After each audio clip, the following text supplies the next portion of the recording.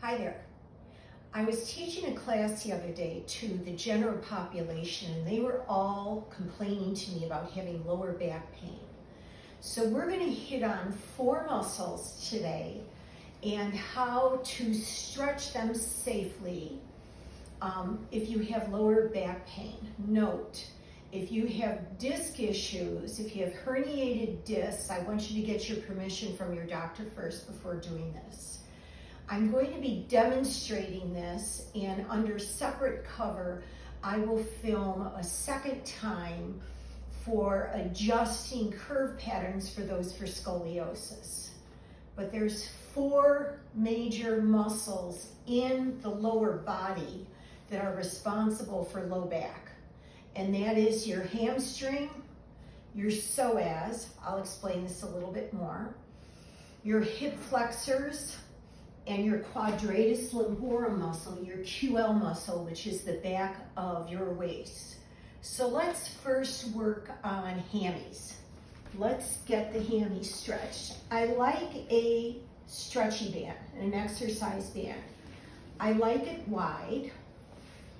I'm gonna lay down. Because I have a forward head, I have my head padded, so I'm not nodding back. And then I'm gonna put the band in a wide width around my foot. I'm going to line joints up in alignment, which means middle of the ankle to middle of the knee to middle of the hip. I like to add some resistance because it's going to make the joint a little more supple. However, I do not want pain. You can see my foot is flexed.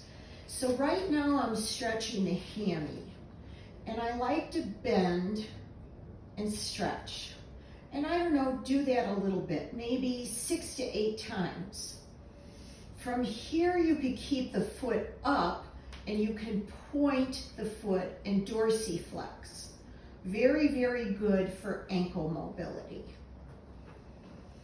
So you would do that on each leg, 6 to 8 times, okay?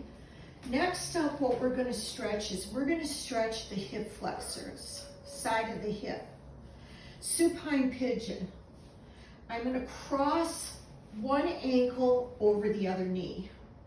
The ankle that is crossed, that foot is flexed. Muscle is only safe in a stretch when it's engaged.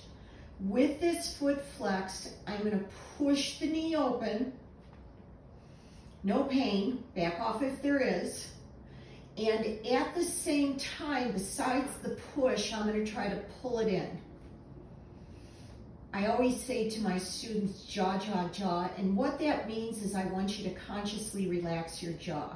A tight jaw is directly relevant to low back health, research proves. So I'm stretching the hip flexor. Next up, I'm going to do a little bit more stretch in the hip flexors. I'm going to drop my foot down on the opposite side of the opposite leg, grab underneath the thigh, put my hand in the hip crease, push my hip crease forward, and try to pull that knee, this knee, into the opposite armpit. And that could feel like a really good stretch. So now we've stretched out the hip flexors, and you would do that on each side, okay? Next up, I would have you stretch the psoas muscle. Again, this is the third of 4 muscles that are going to be responsible for your low back pain. The psoas muscle is right here at the front of the hip. I'm on padding because I'm a wimp. I want my knees comfy. And the thing about stretching the psoas, so I'm in a low lunge, is my shoulders are over my hips. I'm going to turn for a second. My back toes are flexed. I like that better. Guess why? More engagement of the muscle mass. Okay, so now I'll turn back to camera. So shoulders over hips.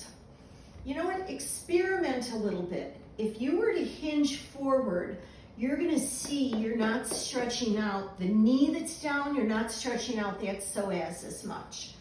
versus if you bring your shoulders over the hips, that is really getting a stretch. If you want more, and I say this cautiously, is you can tippy toe the front foot forward and really go into a lunge here. However, I don't want discomfort. If you want more, I want you to hug the hips into the midline. What does that mean? If I were to put one hand on each side of your hip and push it in, that's what hugging the hip into the midline. And then bring one arm up, maybe the other arm. Again, both hips have to be hugged into the midline. And you can play with the expression of the hands. And I even like to bring the same side arm up, bend that elbow behind me, and flip that hand to the ceiling. And it really does this massive fascia stretch and gets my psoas. And I even play with one hand over the other, what feels good. Again, I would do the other leg as well. Make sure you do the other leg. Last but not least is let's get that back muscle, the quadratus lumborum muscle, the QL muscle.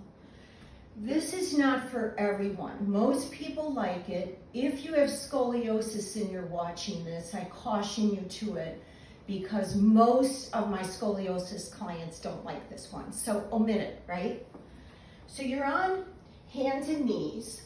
Knees must touch. Pardon me for repeating.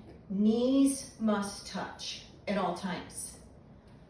Hands are forward from shoulders, angled a little bit. Make them wide for comfort if you like. Spine of the neck is long, side bodies are long. Navel is pulled in comfortably, engaging to the back spine. Knees are touching, and I'm going to take the lower legs over to the left. I'm going to call that kickstanding to the left.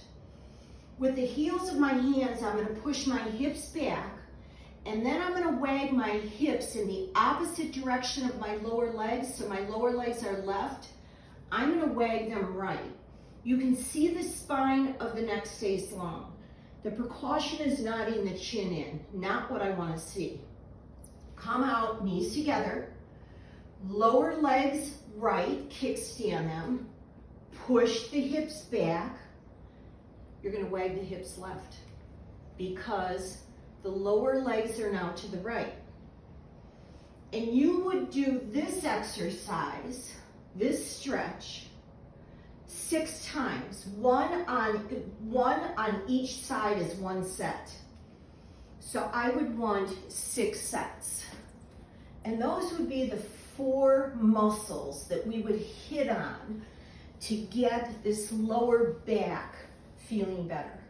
I hope that's helpful.